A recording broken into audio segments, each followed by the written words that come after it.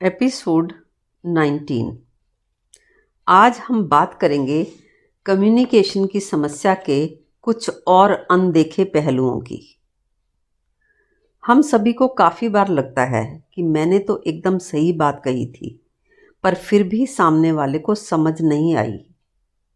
फिर लगता है कि शायद मेरा बात कहने का तरीका सही नहीं था, इसलिए सामने वाले ने मेरी बात ठीक से सुनी ही नहीं, समझी ही नहीं।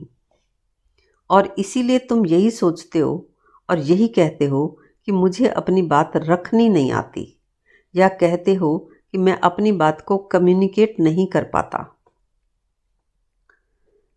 मैं बरसों से मोटिवेशनल स्पीकर्स को सुनती आई हूँ। वो कहते हैं खुद को बदलो, औरों को नहीं।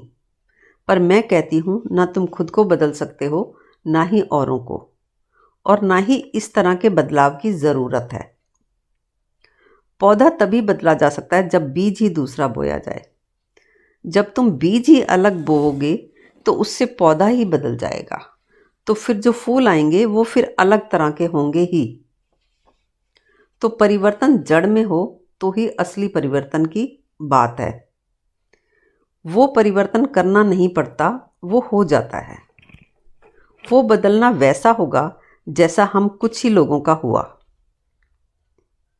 अब मैं तुम्हें बताती हूँ कि ये हुआ कैसे और होगा कैसे। दरअसल हमें बचपन से ही सद्व्यवहार की शिक्षा दी जाती है। हमें कहा जाता है कि प्रेम करो, सम्मान करो, नम्रता से बोलो। लेकिन यहाँ हम ये सब नहीं सिखा रहे। यहाँ हम मन का स्वभाव बताते हैं। हम बताते हैं कि जैसा तुम्हारा मन है वैसा ही औरों का भी मन है। जैसे तुम्हारा मन मूर्खतापूर्ण विचारों में फंसा है, वैसे ही सबका मन मूर्खतापूर्ण विचारों में फंसा है। जैसे तुम उलझन झंझट और परेशानी में हो, वैसे ही वो सभी भी परेशानी में हैं। तुम सोच रहे हो वो तुम्हें परेशान कर रहे हैं, वो सोचते हैं कि तुम उन्हें परेशान कर रहे हो। लेकिन यहाँ किसी को भी सद्व्यवहार की कोई भी शिक्षा नहीं दी जाती।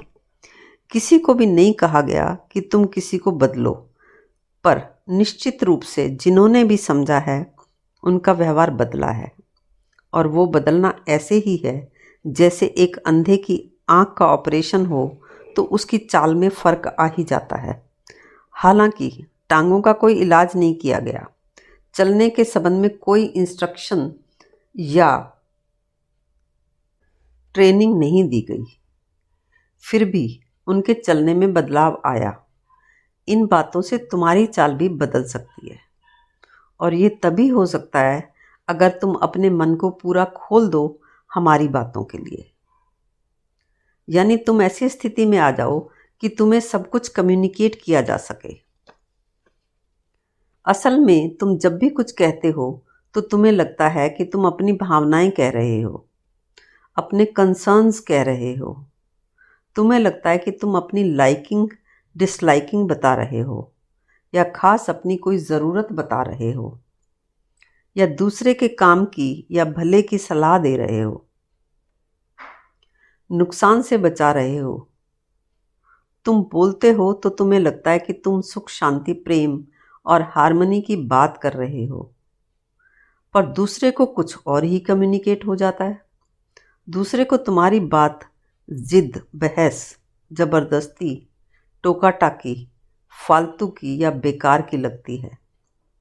या फिर लगता है तुम तो हर वक्त उपदेश ही देते रहते हो, ज्ञान ही झाड़ते रहते हो। सभी को लगता है कि मेरे आसपास के लोग मेरी बात सुनते ही नहीं हैं, मेरी भावनाएं समझते ही नहीं हैं। पर मैं उन सब की बात सुनती हूँ और पूरी भावनाएं भी समझती हूँ। और यही वजह है कि मैं अपनी बात कम्युनिकेट ही नहीं कर पाती। पर तुम्हें ये तो दिखा ही नहीं कि वो सामने वाला भी तुम्हें अपनी बात कम्युनिकेट नहीं कर पा रहा। तुम्हें लगता है कि सामने वाला मेरी बात ठीक से सुनता नहीं, समझता नहीं।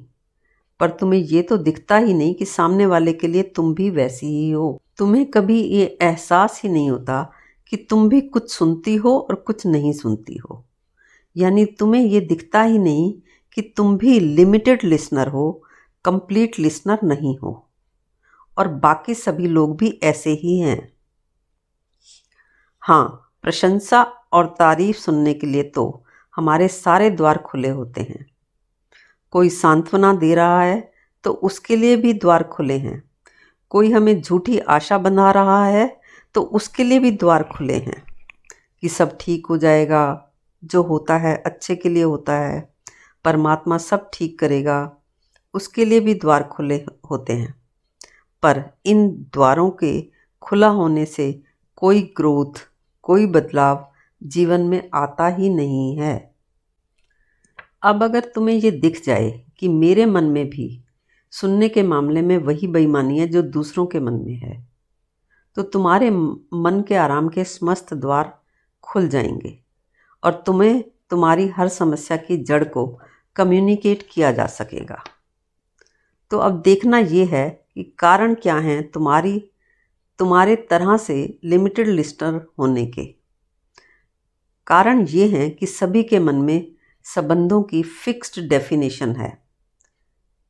जीवन जीने के ढंग के फिक्स्ड फाइनल आइडियाज़ हैं और वो उन विचारों के बियॉन्ड जाकर सुनने में, जीकर देखने में असमर्थ हैं।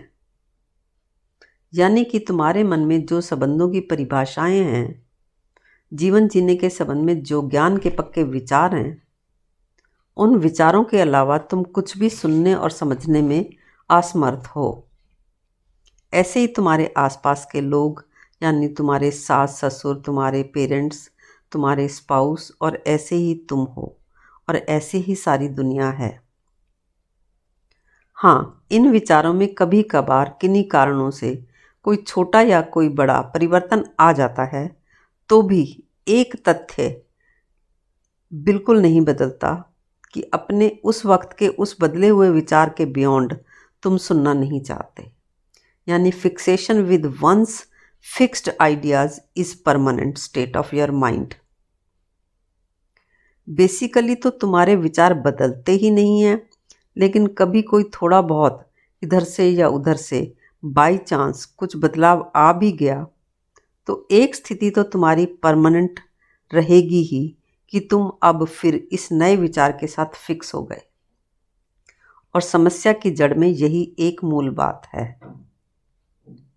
खैर, अंत में सबसे ज़रूरी बात यह है कि मैंने ये बातें इसलिए नहीं कही कि आपको मेरी बातें अच्छी लगें या इससे आपका मनोरंजन हो। मनोरंजन के लिए आपके पास बहुत साधन हैं। इसलिए भी नहीं कही कि मेरी बातें सुनने भर से आपको कोई लाभ हो जाएगा। ये भी धोखा है कि अच्छी बातें सुनने से लाभ होता है। नहीं, अच्छी बातें सुनने से कुछ भी नहीं होता।